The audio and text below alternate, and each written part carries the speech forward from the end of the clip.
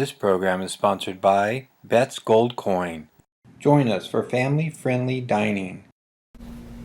Hello there, my name is Bob Borcher, coming to you from Old Town Mariposa in the historic Old Town Mariposa Hotel. And I have with me today an old friend going back many, many years, Dr. Charles Mosher.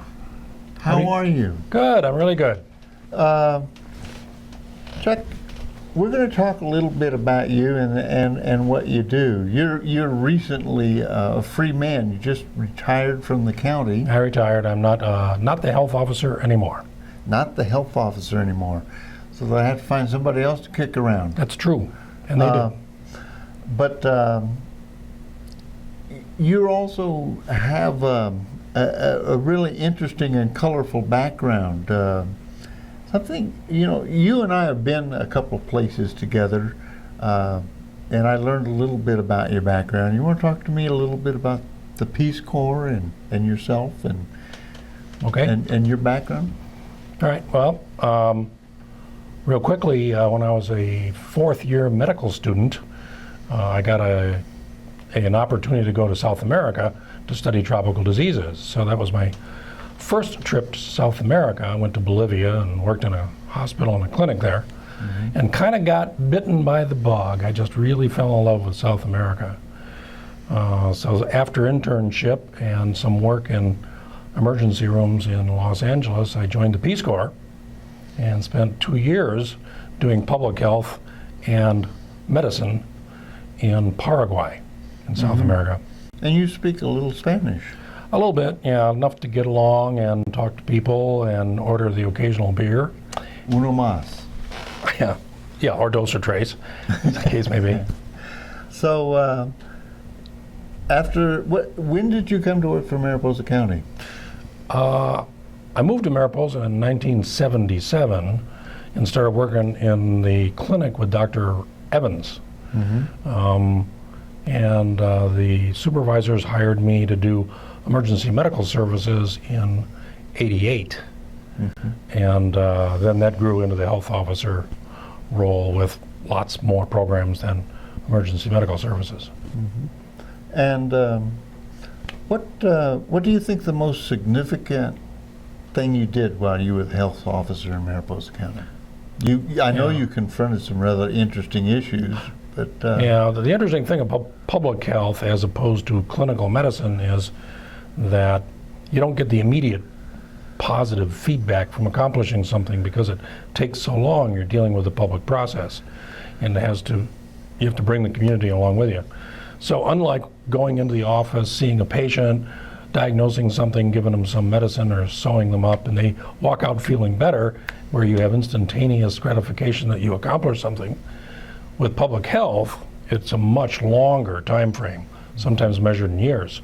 But the nice thing about it is that if you do it right and it turns out well, then the positive impact is not just one person, like would happen in your private office, but it could be the entire county, all 18,000 plus visitors.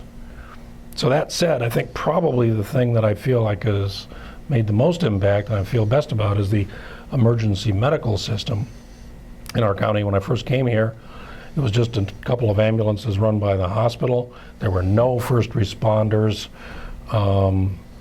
There were no helicopter landing sites.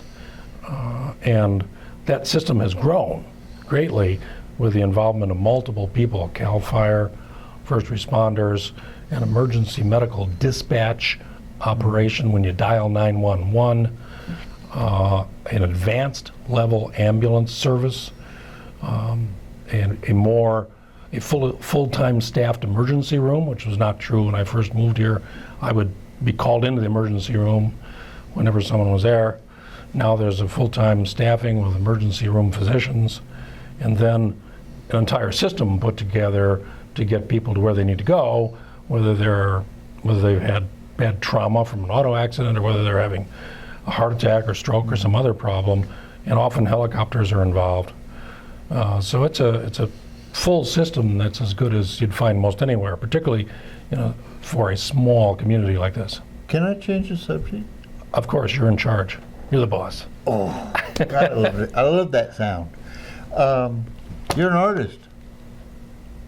Of sorts, maybe. You're a writer, an author. I took a class with you. I spent a few months sharpening my writing skills with your short story You class. did, and you did a good job too, by golly. Well, thank you. But you did a pretty good job yourself.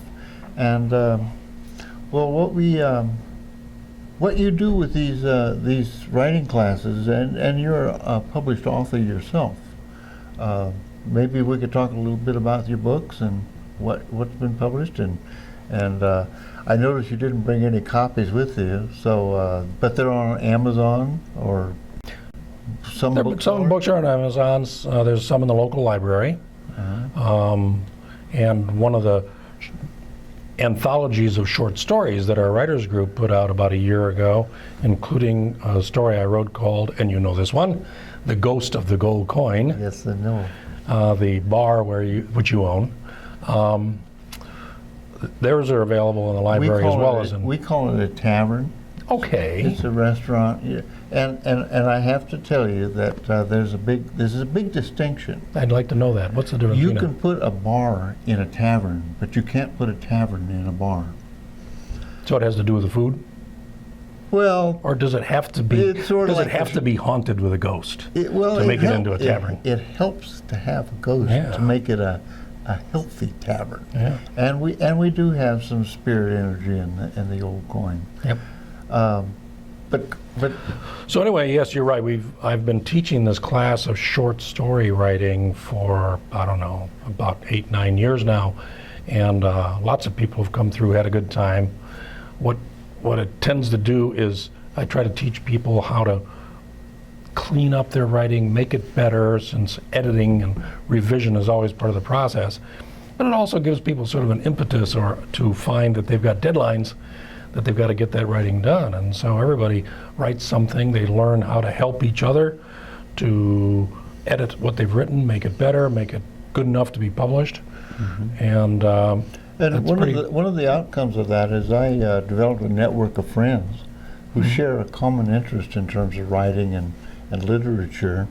And so you've kind of built a circle of people who, in this community, who...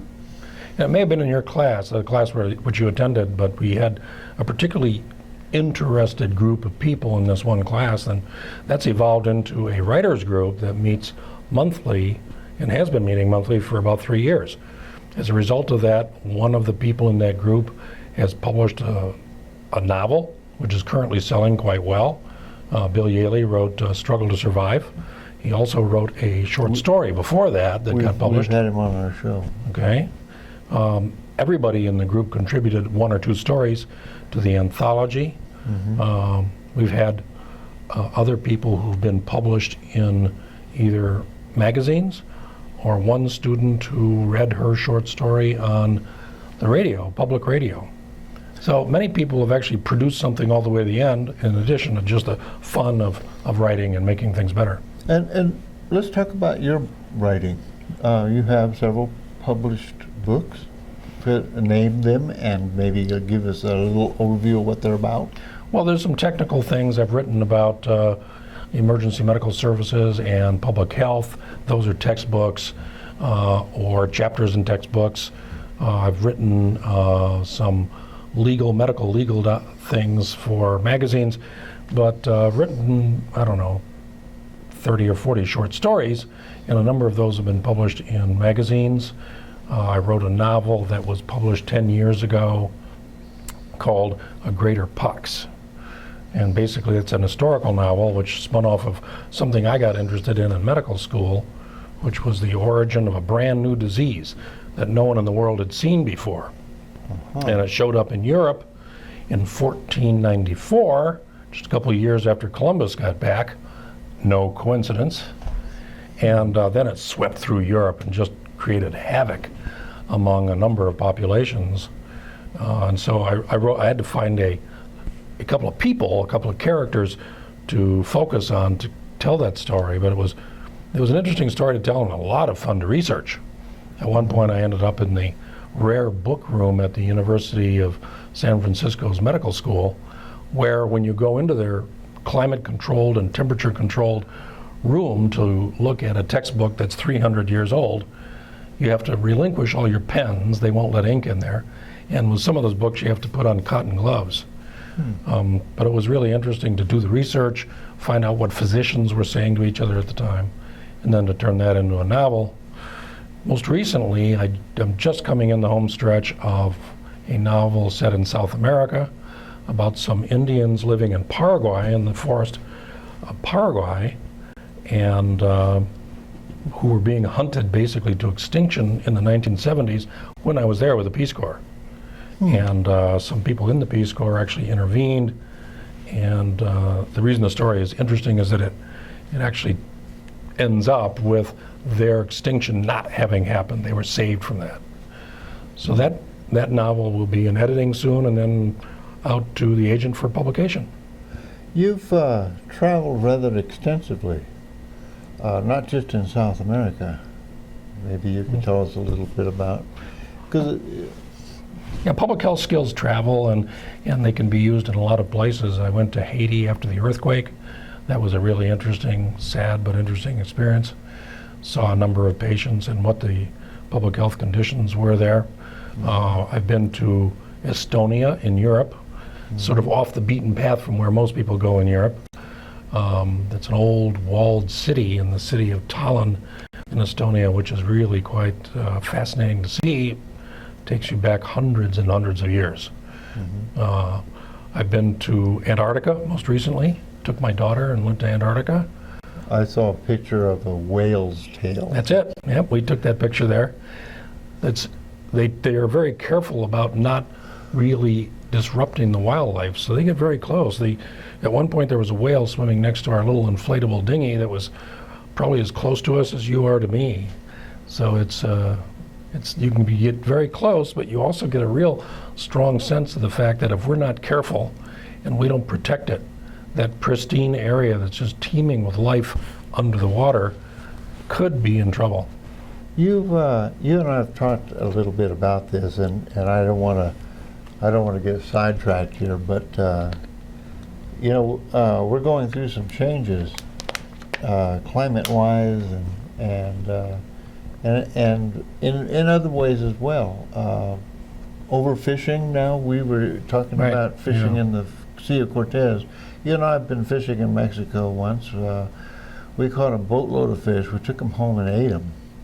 But Sea of Cortez isn't the fishing place it used to be, as I understand it. Now, the commercial fishing has really taken a toll on that sea. And actually, Jacques Cousteau once called the Sea of Cortez the world's aquarium because of the vast number of species, some of which are found nowhere else, and for how many fish there are. But when we were there sailing in April of this year, we stopped in a number of small fishing villages, and I talked to people, and they said they're not catching what they used to catch, and that has also been reported in some articles. The trawlers go in and just take out vast quantities. Commercial fishing, trawlers, factored fishing. Right. And you were telling me something about Antarctica and the krill? Yeah, the major players in Antarctica in terms of life are all below the surface of the water. There's no life basically on the land. But there are whales, seals, lots of fish. Most of them depend on krill, which is a small shrimp-like organism. And a whale can go through hundreds of pounds or even tons of that stuff in a very short period of time. But there are commercial fishing boats that are going into Antarctica and harvesting that krill by the tons. And that is being used for dog food, animal food. And you take too much of that, and you can begin to see what we've seen in other places, which is the collapse of the mammals, the large, majestic mammals that need that for eating. The world is changing. Well, I think we all need to kind of keep in mind the fact that we shouldn't be using more than is replenished. And that's true of water as well. The word is sustainability. That's it. Just an interesting sideline. I was watching a flyer that came out a while back about water conservation and sustainability, and that flyer originated in the county health department. I was a bit surprised by that. About a year and a half ago, we began to become concerned when we saw what was happening with wells beginning to dry up, and when we saw what was happening with the reservoirs, and the staff there started to put together a program to protect people against the impact of running out of water. And conservation is part of it. If we're living on wells, like the majority of people in Mariposa do, you only got so much that well's going to produce. So you got to be thinking about, how am I going to use this water? Well, I got to tell you, when I saw that brochure, this is part of my business with respect to being a city planner, and I get involved with a lot of policy initiatives with respect to sustainability and that sort of thing. But to see a brochure coming out of the public health department, I was impressed. I thought you were doing a pretty good job. Well, we think it's a public health issue. If you don't have enough water to drink, to flush the toilet, to wash your hands, that's a public health issue, and so it was something that we felt needed to be done.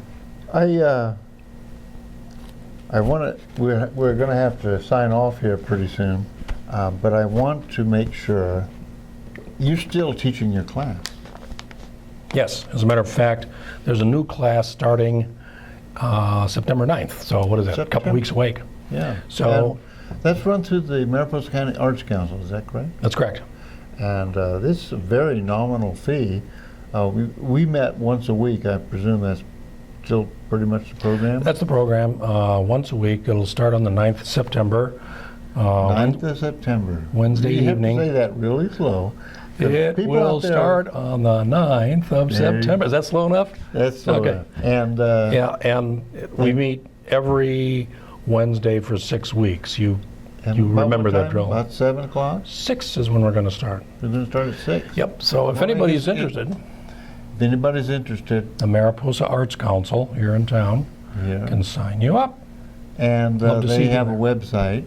They do. So they could Google the Mariposa County That's correct. website. And do you have a title for the class, like the Mariposa County? It was a short story. Short story writers class is what we're calling it. There are people who are interested in doing something other than that, even a novel or a book length. But a lot of those skills are translatable, so that those people are just as welcome as those who are doing short stories. You know, I have to tell you, I don't know if I ever mentioned this before. You substantially changed my approach to writing, and writing is what I did. And well, I hope it was for the better.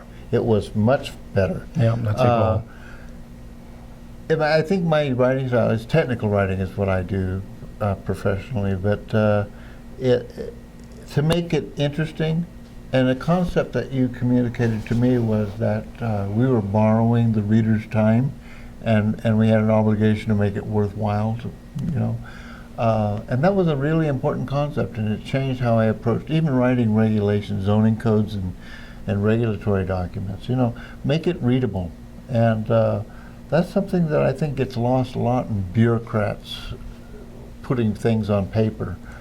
Another technique that I picked up from your class that I thought was really important, and we're using it in the video productions that we're doing here in the 3MC. The first paragraph in a story is what catches your eye. It's the grabber. The grabber. A grabber, right. The same principle applies in video production. I bet. And so I've been taking the techniques that you taught me, 5 years ago? 6 years ago? Whatever. And I've been applying those, whatever. I don't remember how many years ago. You don't remember. When you get to be my age, Bob, you don't remember things so well.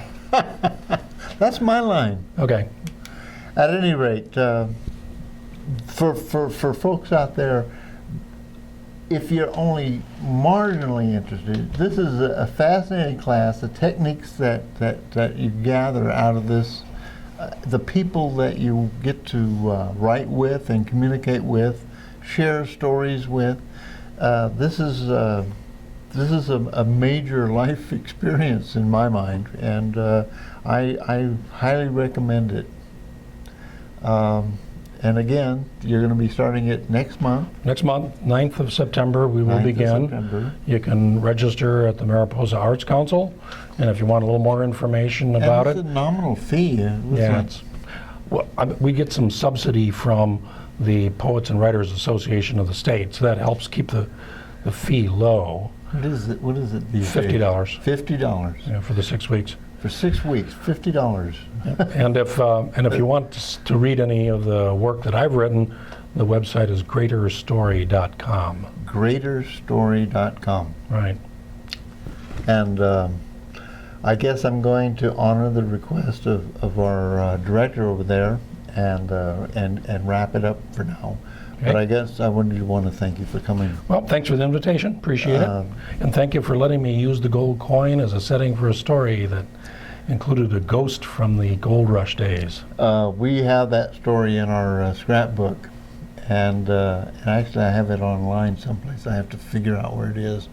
But that's a fun, cute little story. And for you folks out there, I want to thank you very much for joining us. I hope you can make it back and see us again sometime soon. But for now, I'm going to say adios and see you later.